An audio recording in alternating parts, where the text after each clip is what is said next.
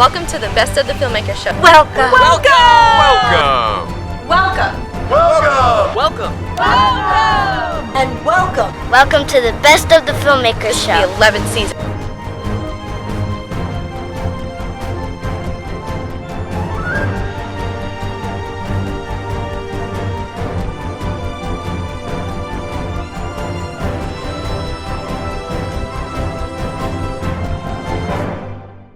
Hi guys, welcome to the Best of the Filmmakers Show 11th season. I am here with a very esteemed colleague from where? The High School of Art and Design. You gotta say it at the same time as I do. Ready? Here we go. 1, 2, 3. High School of... You gotta say the High School. The! Remember the big building with the steel letters? Yes. Helvetica. Way back. Standing above the building. The blue and orange building. I loved it. Yeah. Well, anyway, that was the High School of Art and Design. This is David Setlow, and we're today in his studio. And I am so proud to be with an artist like this one, because David went into fine arts. He does amazing things. While I did more commercial art and photography, David took this to a level that I couldn't make it. And David, just looking at some of your work, I'm proud to have you here. Tell us about you, David.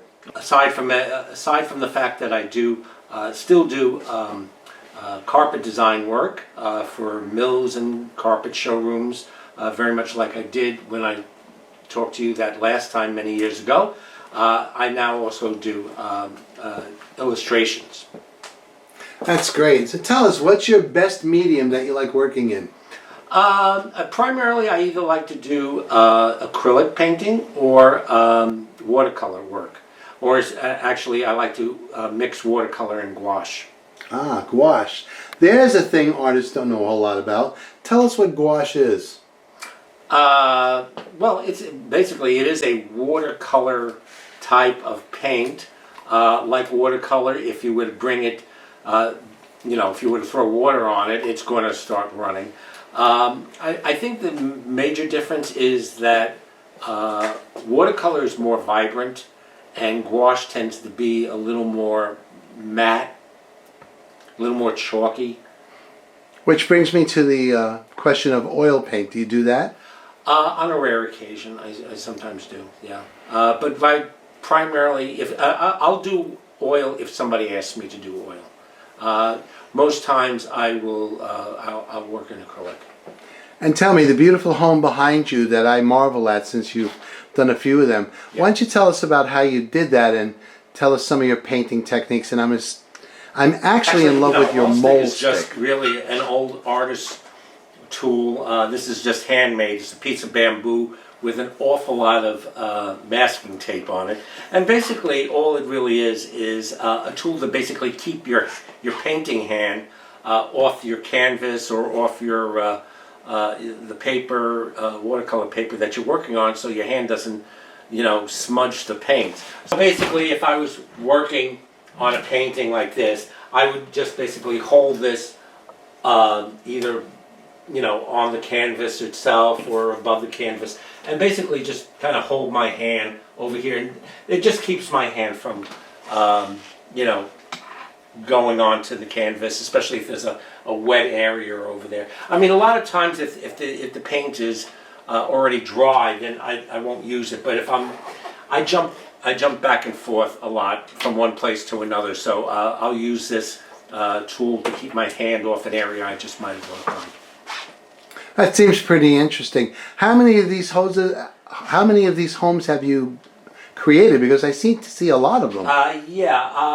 I think I'm on number 11 right now. This is a project that is going to be for a new wallpaper. It's for a client. I don't want to mention the client right now because it's not it's not in production, so I don't want to spoil anything. But it's going to be a toile wallpaper, and it's going to be where these are historic houses that are in the Philadelphia area, and they're going to be arranged in various places on a wallpaper. And in between each of the houses, I'm going to have other illustrations of historic people and landmarks that have to do with Philadelphia. So I'm planning on doing an illustration of the Liberty Bell, the Independence Hall, the Philadelphia City Hall, the Ben Franklin Bridge, William Penn, Betsy Ross, Ben Franklin, among other things. I think the client also wants me to throw a Philly cheesesteak in there someplace. I haven't gotten to those yet. I'm still working on the houses. How many houses do you have, you said? I think I have 11 so far. I mean, I can run through these. Yes, please. Yeah, so this is one. This is actually one of the better ones I like because it has all this stonework that's in it. So it helped make it a little more interesting. And this one I like too. You might notice that a lot of I did some landscaping around this one. This was one of the first ones that I did. The reason why I didn't do it on the rest of them is the client asked me not to for the time being until they can figure out how it's going to be arranged on the wallpaper. So I might add landscaping in later, or not. We'll see. In the meantime, for the ones that I already did do it, I'll just what I've done is that I scan these into my computer and I just paint out the all the landscaping background. These are basically watercolor? These are all watercolor and a little bit of gouache. They look beautiful, actually. Continue, please. Yeah. This was a fun little house to do.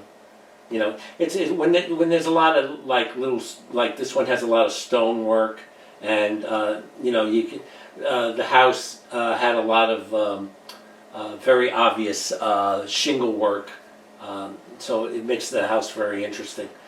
Generally speaking, though, this is unusual for me because I don't usually do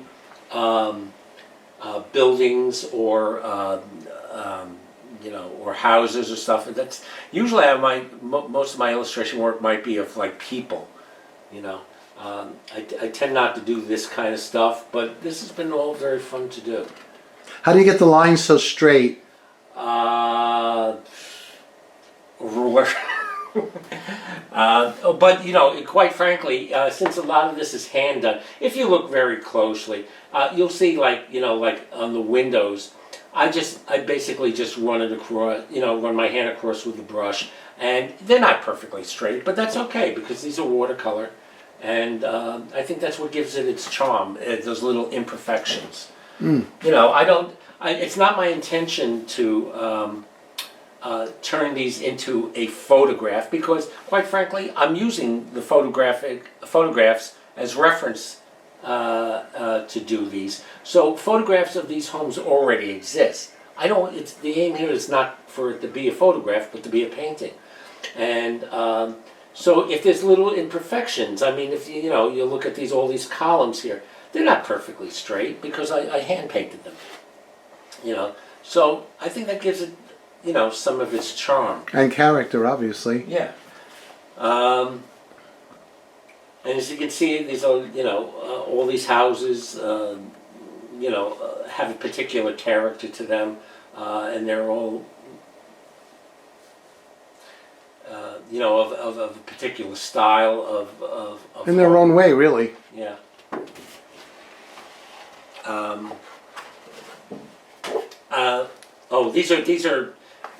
This is the next house I'm going to be doing. I don't know if you can actually see that pencil work. These are the drawings that I'll be doing next. That's that's Independence Hall.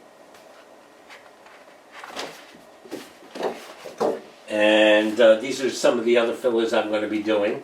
If I can turn this around.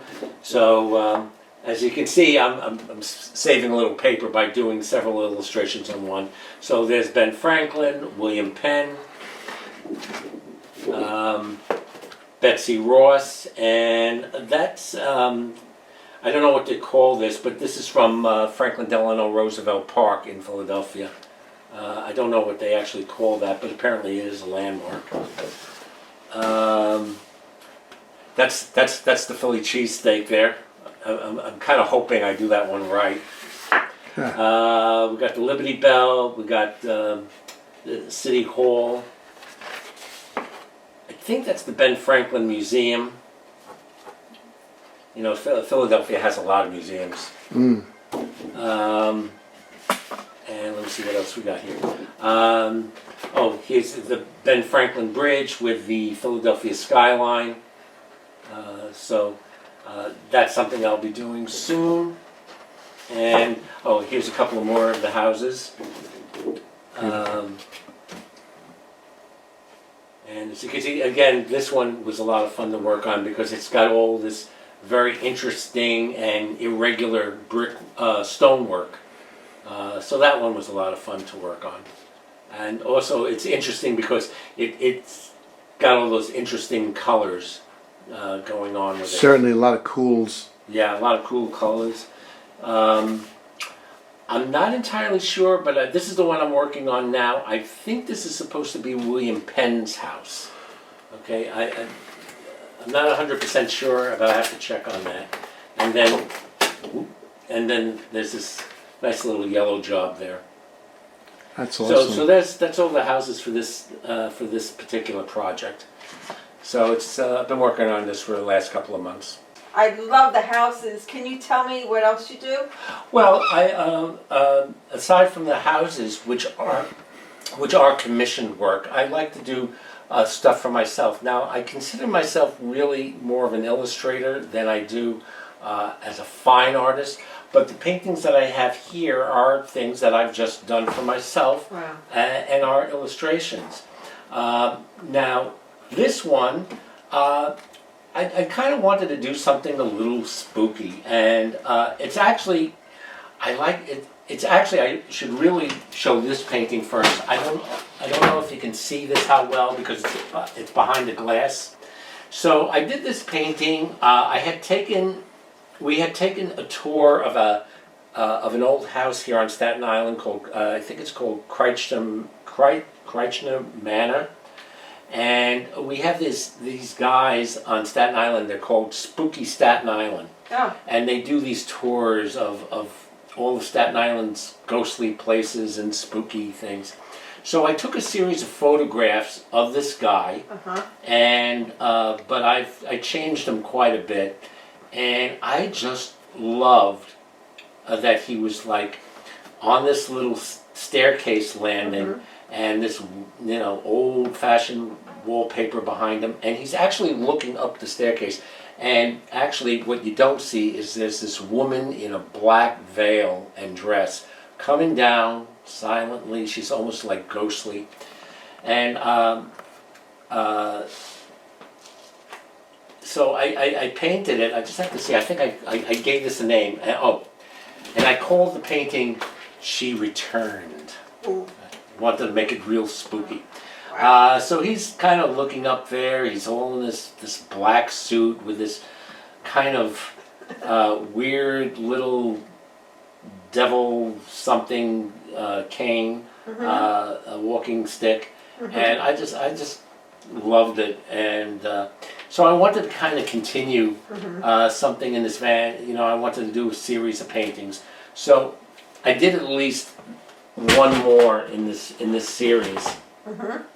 And that's this one, and that one's called I called that one She Returned. Right. This one is He's Gone.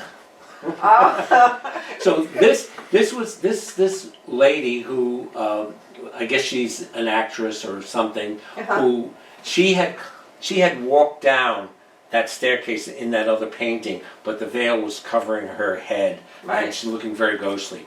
So later on, she was sitting next to this coffin, and I kind of really made it more elaborate. And actually, if you see the picture here, it's actually that painting right there. So it's oh wow, yeah. So she's mourning the guy in the first painting. I had actually, when I showed this on Facebook, I asked people, should I put the veil on her? Should I cover her face or not? And most people said, no, no, she's beautifully painted. Don't put the veil on, because I really hadn't wanted to, but people seem to like it just the way it is, so I left it there. So and then I wanted to make it far more colorful than it was, so I gave it all these flowers and some lace and candlesticks. Amazing. So you tell me this is all from memory? No. This is the flower. How did you? Whose face is this? Ours? Yeah, it's her face. So that's from your memory. Not exactly. No, I took photographs of her. Oh, okay. I took a series of photographs of her, but some things were changed a little bit. I altered her face a little bit. I didn't want to be exactly like her, and I've never been particularly good at draping clothing. It's not the easiest thing for me, but I thought I got this pretty good. So quite frankly, from the photographs that I took, the draping wasn't very obvious. So that's really a lot of what I had to create. All this, all her look, and the flowers basically were all out of my head. So with the detail. Yeah.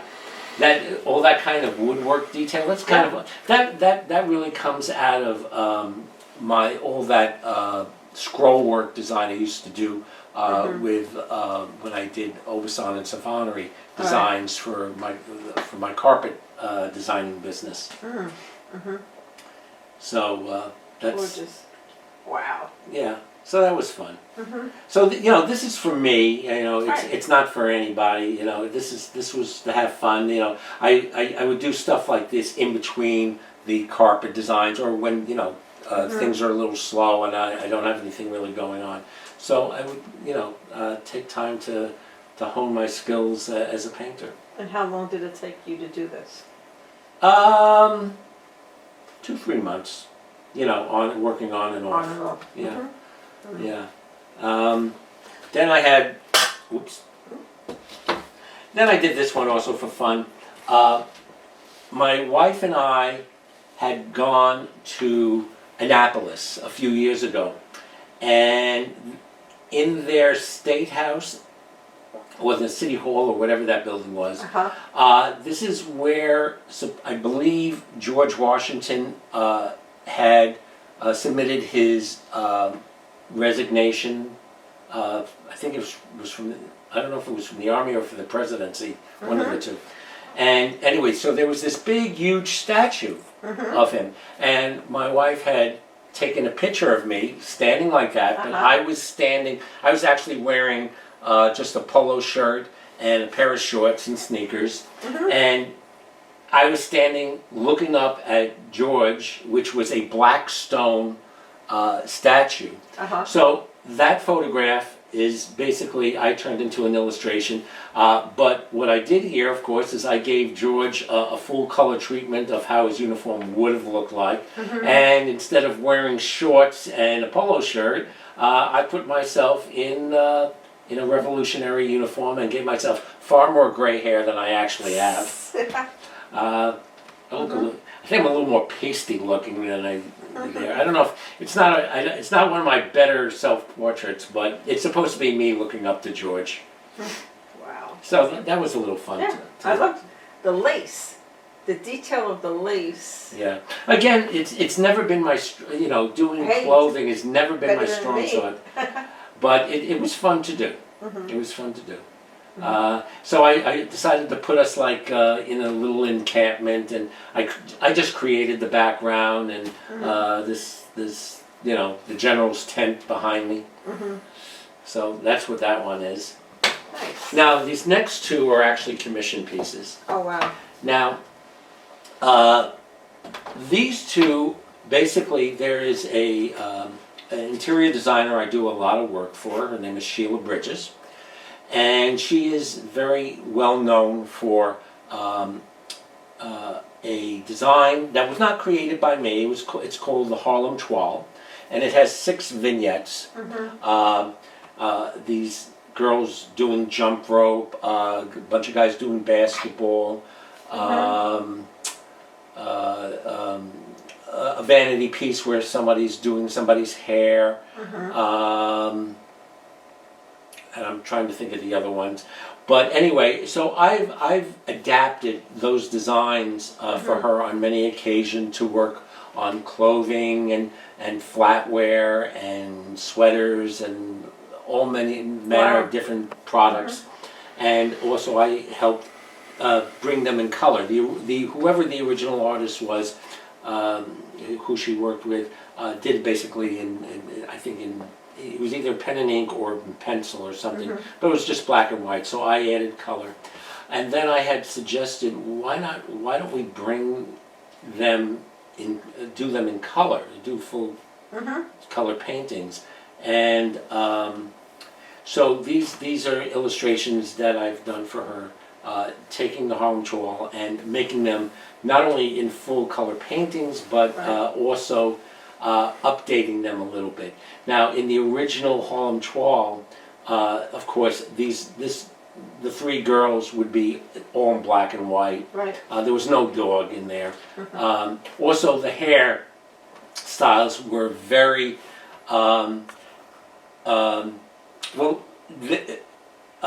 if you were to look at the actual Harlem Trawl, it's a mixture of contemporary mixed in with kind of a Victorian look or an Edwardian look. I'm not quite sure what the right.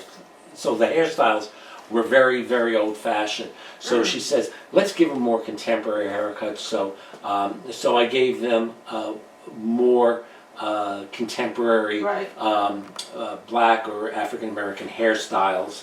Say like this girl has hair braids, and this one has the hair all blown out, and kind of same one with this one. And whereas this was normally they're just standing on a patch of grass.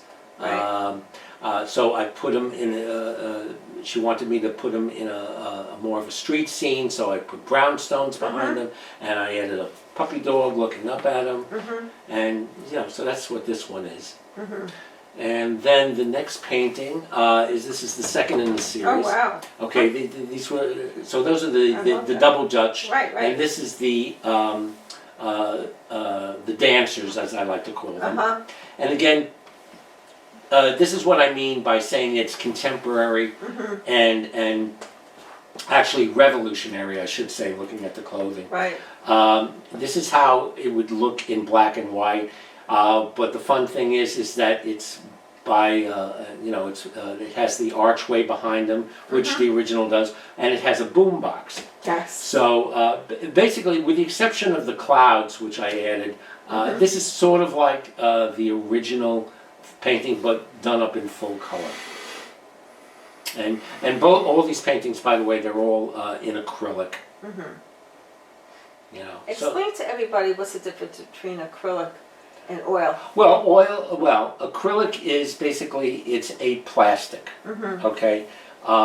It dries very, very fast. It's like, offhand, I don't know how acrylic is made. I'm not that well versed on it, but it basically, when it dries extremely fast. It's very plastic. You can use it like an oil paint, but there are techniques that you can do to give it a more oil look. I happen to have a particular style. It's not quite oil painting style, but I can get close to it. But acrylic is really good for illustrators because if you have to do a painting very fast, maybe you can't wait for the drying time that oil does. And that's the other thing. Oil is usually made from more natural pigments and materials, and because of the oils that are in it, they take a long time to dry. But the fun thing about oil painting is it allows you to paint very softly. It allows incredible amount of blending. But you do have to wait for it to dry, and oil doesn't dry very fast. It's what, to me, it's what makes you whatever artist is working in acrylic or oil, it's what they are more comfortable working in, as far as I'm concerned. It also might depend on what they're trying to achieve. Acrylic is really good for creating maybe a very sharp looks. If you want something very soft, then you might want to do oils. Some people, I used to do this back in school, back in my School of Visual Arts days, you'd start off with an acrylic painting and then you paint on top of it with oils. Oh, Okay. I didn't know you could do that. Oh yeah, yeah, because wow. this dries very quickly, so you can paint oil on top of this. You cannot paint acrylic on top of oil. That doesn't work. All right. But you can paint oils. It's like, for instance, if I wanted to get a more softer effect, Right. with some of this thing, yeah, I could go in with oils, and then I could blend in things a little bit better. Which oils or acrylic is more forgiveness? When you're doing, you have a little more leeway. Well, I think. Well, acrylic dries very, very fast. Right, so there's no So play around. you can't play around with it too much because it's going to dry very quickly. Okay. So if you're blending things, you have to work very quickly. I love all these paintings, but what I really want to see is your first painting you ever did. And this is it. So this is my very, very, very first oil painting. How long ago? God, this had to be done nearly 60 years ago. And how old were you? I was probably 8 or 9. Wow. I Yeah. love it. I'm 68 now, so that's about how long ago this was. I was taught how to paint by my grandmother. Oh, really? My grandmother, Ada Klein, was a painter, and she used to paint all the time. And she actually did her own version of the Mona Lisa. I wish I still had that. I don't know where that is now, but I do have the one painting of her. I do want to show this. This is a painting that was done by my grandmother. Oh, that's beautiful. Wow. Yeah. So And how old is that painting now? I actually don't know. I would imagine this is probably about 80 or 90 years old, at least. What is it on? This looks like it's just canvas board. Wow. I think it's canvas board. I can't tell. It's very smooth, so of course it's probably worn out quite a bit. Right. I really should cover it better, to protect it. I have to find out where. I think my brothers and my cousins might have some of the other paintings, but but this is one I do have from my grandmother. Is there a way of cleaning paintings? Yeah, sure there is. There are professional people who are out there. Now I'm not an expert on that area, but there are professional people out there who can restore paintings. In fact, it's a huge profession. I mean, it's the kind of people where you might see, say, at the people who restored the Sistine Chapel. Right. Although that's a much different level than for stuff like this. But yeah, there are people who are could actually, fix a painting or clean it for you. I don't happen to know any, but.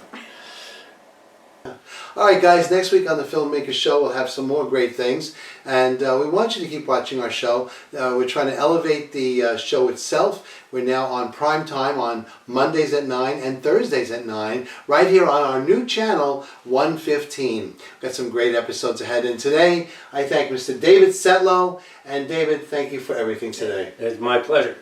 I really enjoyed it. Have a great week, everyone.